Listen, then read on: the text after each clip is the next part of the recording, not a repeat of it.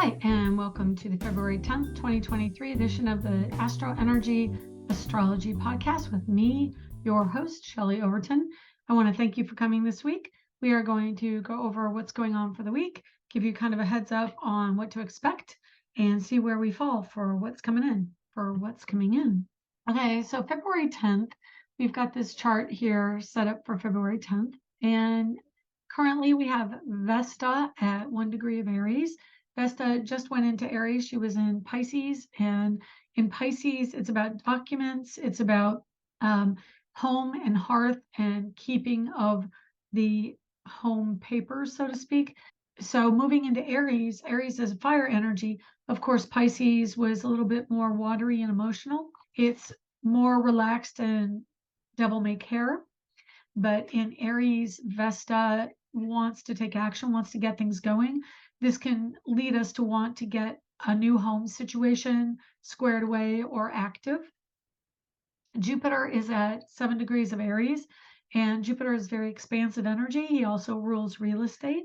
So coupled with the energy of Vesta now, there's a stronger push to find a place to live if you're thinking of moving by the beginning of March. Chiron is at 13 degrees Aries, and Chiron is looking at the wounding, and this is going to be an energy that will be with us for a while. So having Chiron at 13 Aries is really highlighting the Leo sector of Aries and the energy of being in the spotlight, having self-promotion, but how we are wounded by being in our own personal energy that expresses ourselves, that gets the attention. There may be some jealousy coming in if you're promoting your own agenda. People may think that you're self-interested or self-absorbed. That's just kind of how Aries in its negative energy is perceived, and also the Leo side of that particular energy. So each sign is divided into 3 sectors: the first 10 degrees, the second 10 degrees, and the final 10 degrees.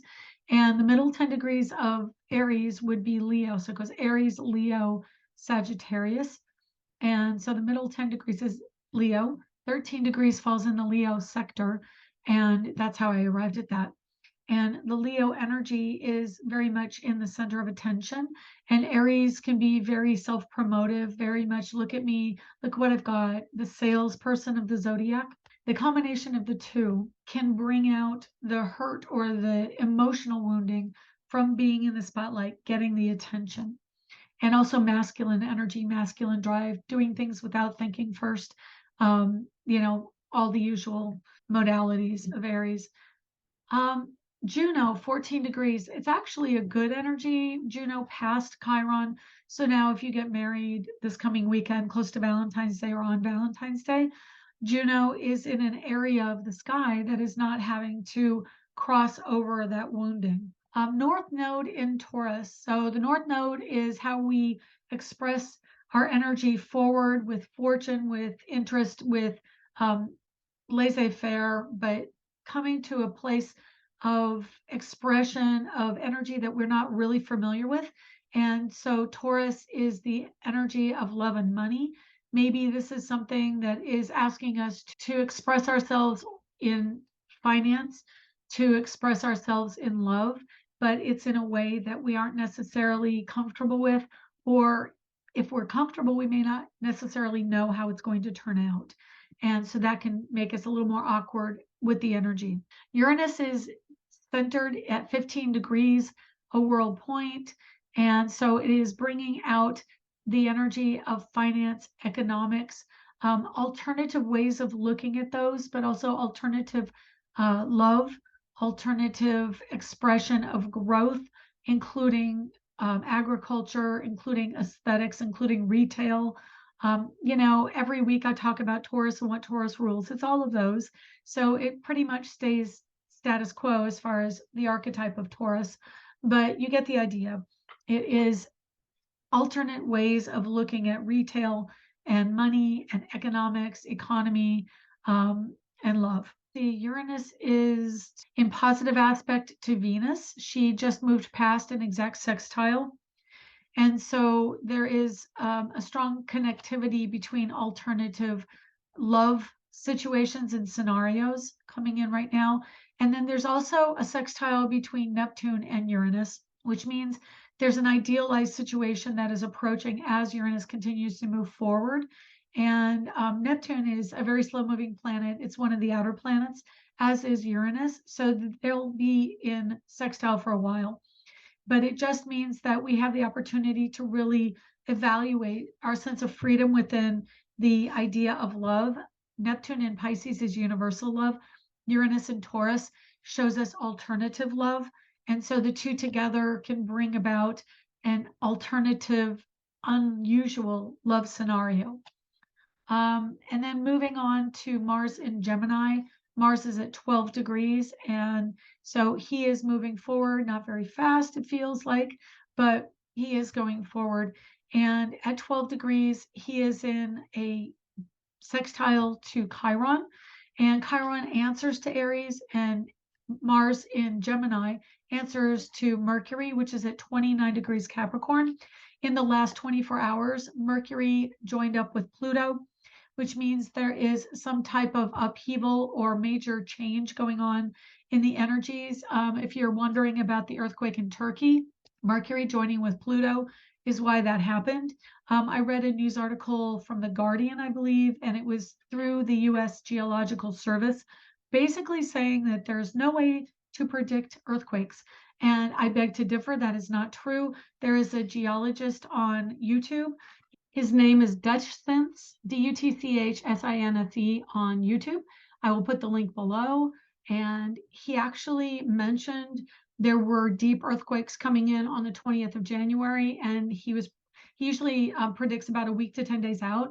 And he said a large earthquake was coming. And he posted a video for the 6th of February and the one that hit in Turkey. So he actually watches how the earthquakes move around the earth, and he sees very strong cause and effect relationships between the energy that goes between different points in different places around the earth. He's very thorough. He's really good at what he does, and he absolutely can give warnings of serious earthquake activity. So the USGS is not accurate.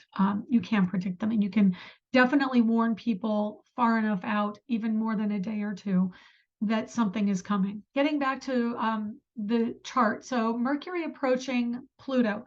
Mercury is usually unexpected activity. I a lot of times talk about Mercury bringing in accidents.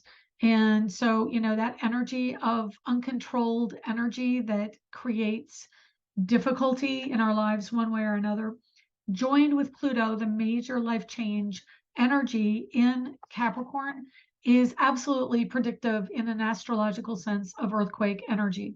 We also had Uranus at 15 Taurus.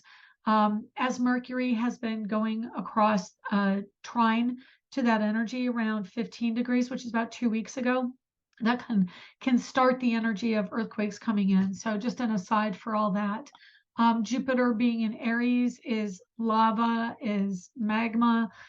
Pluto also represents the energy of liquid within a large scale area. So between Jupiter and Aries and Mercury joining Pluto in Capricorn, which rules Earth, rules deep Earth energy, such as rooted in energy or even the structure of plates in the plate tectonics, absolutely predictable. So moving on from that, we've got Mars answering to Mercury right now. Mercury is at the very last degree here on the 10th of Capricorn. That can also mean more accident energy coming in. This means bridge collapses. It is the structure of the buildings going down in Turkey. Capricorn rules the buildings. And then moving into Aquarius. Aquarius can be energy of joints, and that means building joints. It can mean body joints. It is intellect analysis. There definitely will be a post-analysis of what could have been done better in Turkey. But moving into Aquarius, it rules storms and wind. It does rule winds of change. Mercury is earth energy in Virgo and air energy in Gemini. Since Mars is in Gemini and answers to Mercury, it will be moving into a trine energy by sign with Aquarius. And so Mercury in Aquarius, Mars in Gemini means unpredictable energy coming out, unpredictable contracts, unpredictable words, unpredictable thoughts.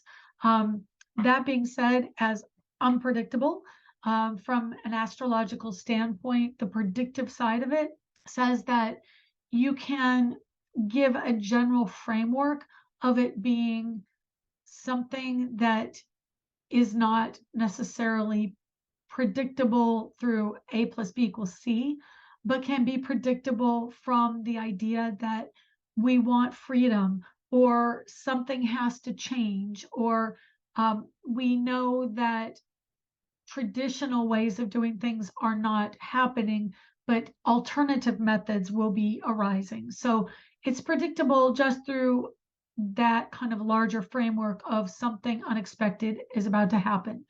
And then, technology is under Aquarius, internet, cable, phones, long distance communication, long distance underground cables, space exploration, things that expand our minds out into the environment, and long distances that affect large areas of people, mass media. This also is the energy that will affect the Super Bowl.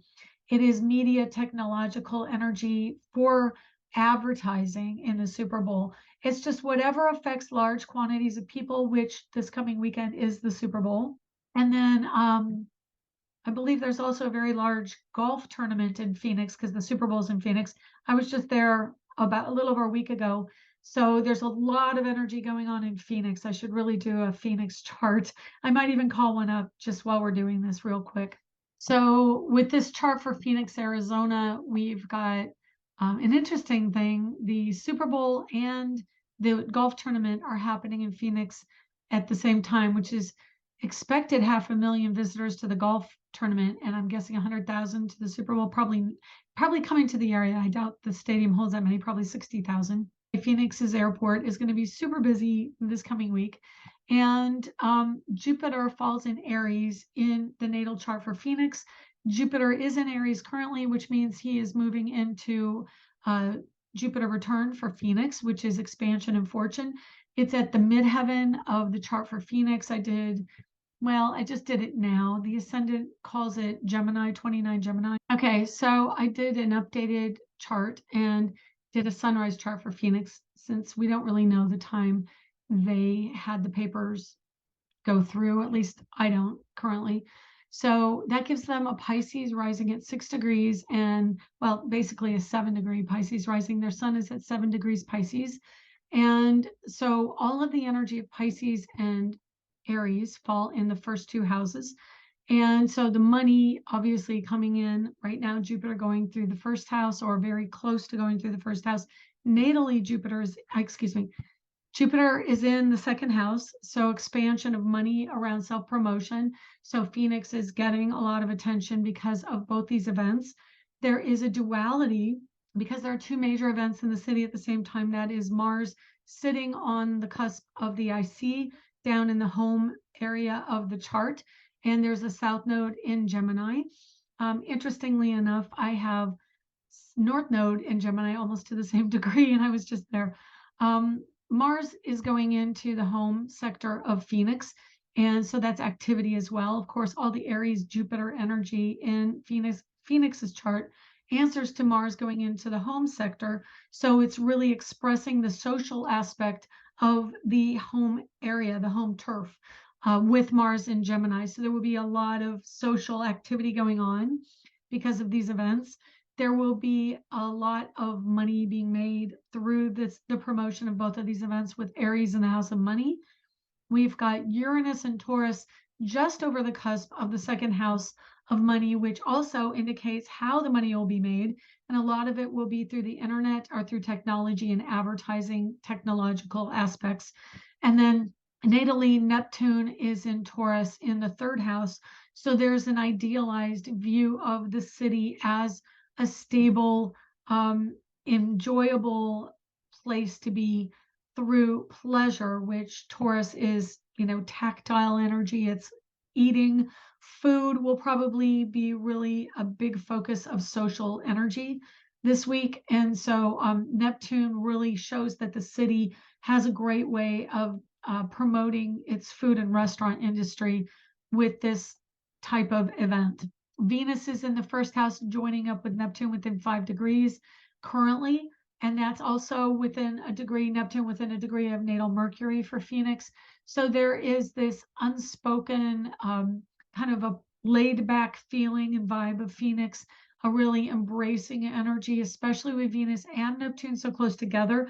That is like this kind of almost Disney-esque fantasy feeling of the city and like a bubble of energy that's going on around pleasure and love. It's like agape love, it's universal love. So there's this really nice kind of high vibe going on around feeling good and the energy that comes into the city at this time. Sun joins up with Saturn within 6 degrees, currently transiting the 12th house, also the Pisces house of Phoenix. So there is some energy going on around technology and how technological energy is being expressed in the city at this time. And then Pluto, Mercury up in the 11th house is going to be a major shift and change around the structure within the city. And Mercury is very close to Mars. I would be very cautious, honestly, with this energy falling so close. Well, right on the moon. Pluto is on the moon. Mercury is on the moon on Friday. And then Mercury shifts again, a release of energy going on top of Mars, which means there could be some kind of accident or expression of a masculine energy around power, a sex play of some sort. It could be, something coming out around the energy of the events going on there, or possibly something in a social event.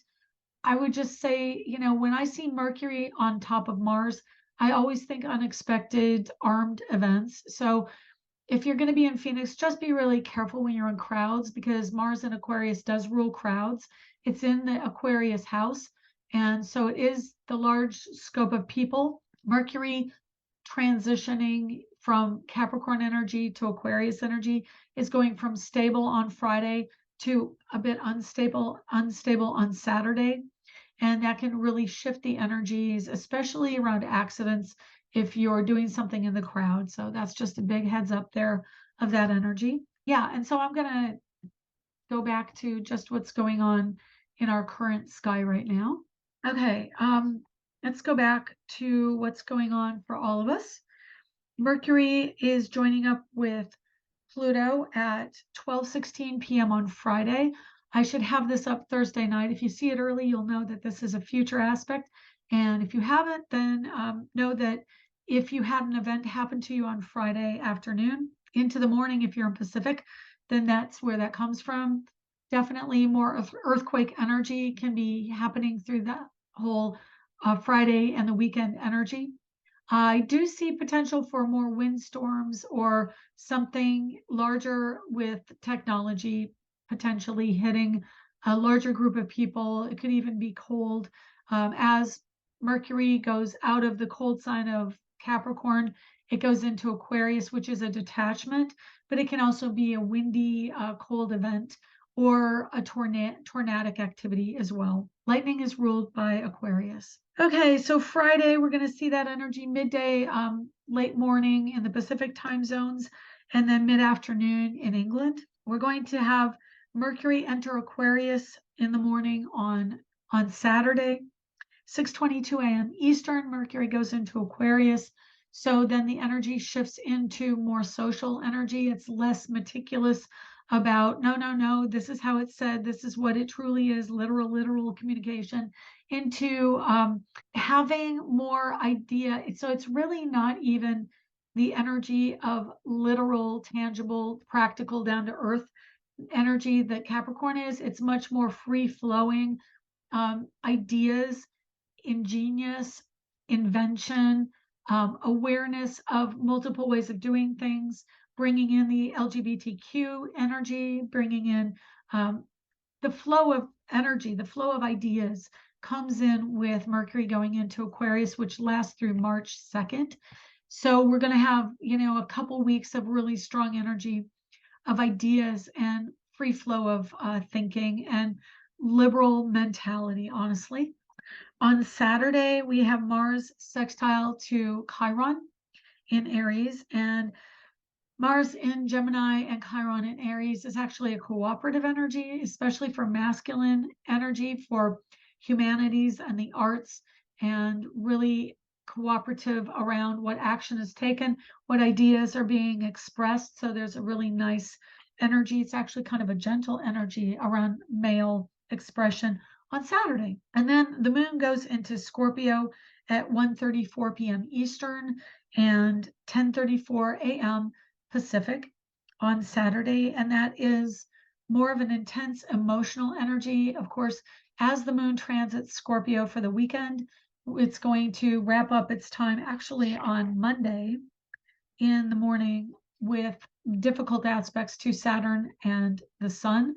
It is a square energy of emotionalism, the moon, deeper connection, deeper sentimentality, with the squaring energy of Saturn and Sun. So that is identity. It is free flowing energy. It is being in your own autonomy and being able to express yourself through your career individually.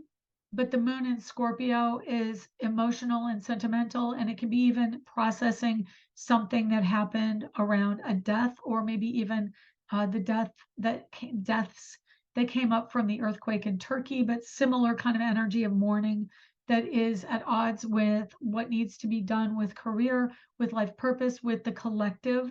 The practical side of the collective has a little twist to it, being in Aquarius, but it is humanitarianism with responsibility added and the technological energy thrown in. Sunday, moon in Scorpio is in opposition to Uranus and Taurus, and that is about community, it's about technology, it's about practicality and emotionalism. The moon wants to really process the emotions, and Uranus is saying, let's detach from emotion and be much more practical and ideological. Monday, we come in with moon entering Sagittarius, but before it does, at 6:52 p.m. Eastern, there is a moon in Scorpio sextile Pluto in Capricorn. So again, this is energy around grounding in, giving yourself time to grieve if you need to. And degrees of Capricorn can also be the elderly or saying goodbye to elderly people.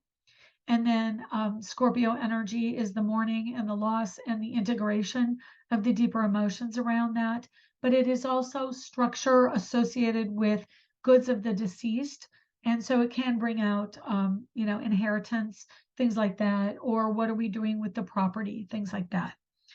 Okay, Tuesday is the 14th, and the 14th is Valentine's Day. Actually, my favorite holiday, without just because I like the Valentine's Day energy because it's about love, and it's one of my favorite energies to really celebrate. You can say it is a made-up holiday. It is not made up. Saint Valentine was actually a saint that celebrated marriage and would marry people when it was against the law to marry people back in olden times. You can look it up on Google and Wikipedia, but he covertly married people and is celebrated as a proponent of relationships and love.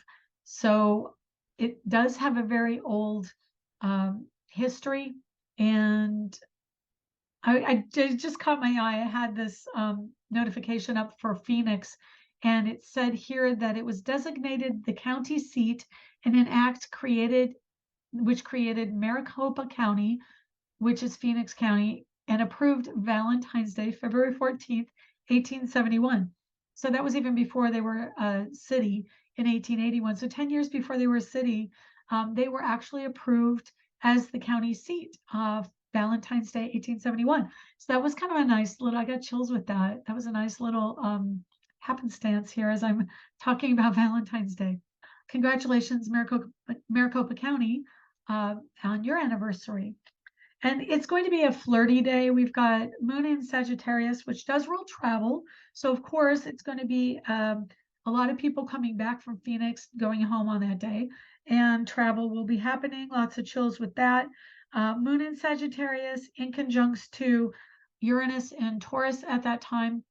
And so you're going to have a lot of connectivity between people and money, free flow of money. Money will have been changing hands at that time, I'm sure, from the after effects of everything going on in Phoenix. But universally, Uranus in Taurus says that celebrating Valentine's Day is going to bring in an element of the unexpected and eccentric, something unusual happening, and how you express your love at that time. And the South Node in Scorpio, opposite the North Node in Scorpio and Taurus, is going to bring in more value. What is our value? How do we express the value through material goods? And also, joint value is from the past. We might be more sentimental about past relationships on Valentine's Day. Wednesday, the 15th, we have Venus in conjunction to Neptune in Pisces. So it actually perfects on Wednesday. And that's going to be kind of bringing in that universal love energy.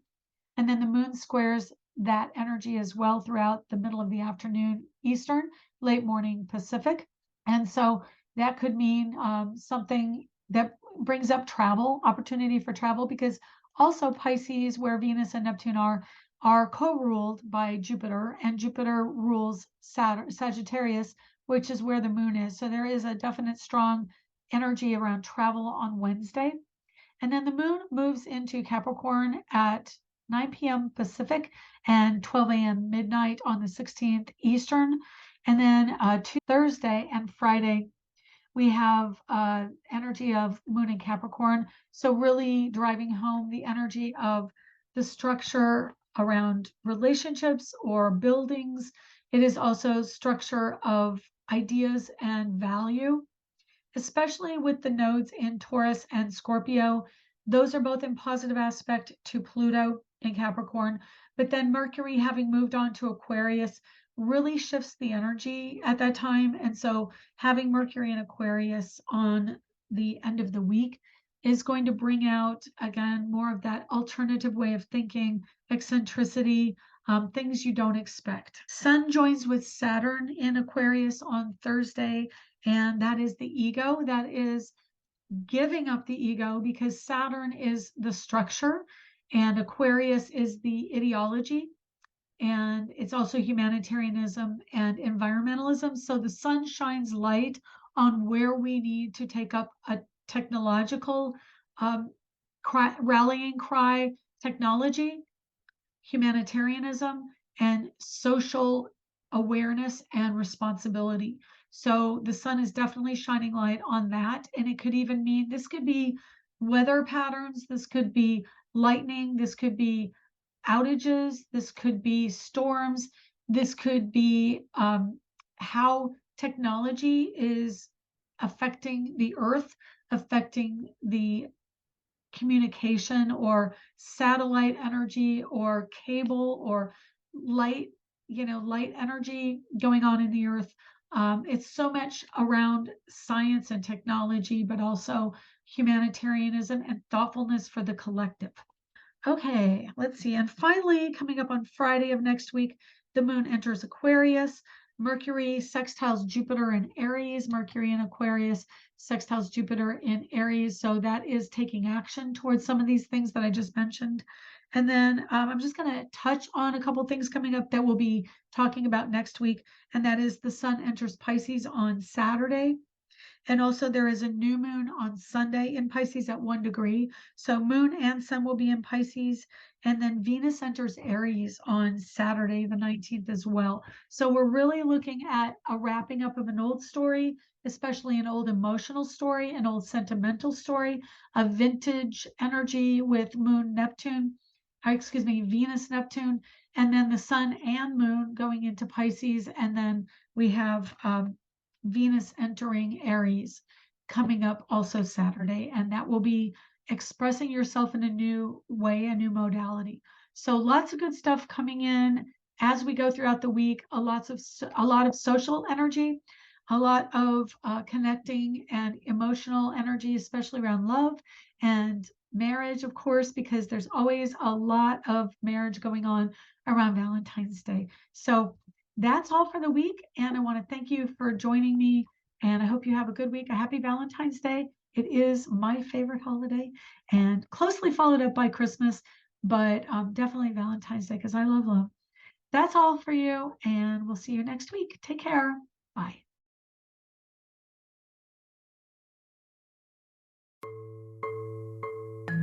Hi, this is Shelley. Thank you for joining us this week. To contact me for a private reading, go to angeliczodiac.com under the Readings tab. To purchase my ebook, Learn Astrology, you can find it at angeliczodiac.com. Background music was provided by Kevin MacLeod at incompetech.com. Be sure to check back next week and subscribe through iTunes at AstroEnergy Astrology Show.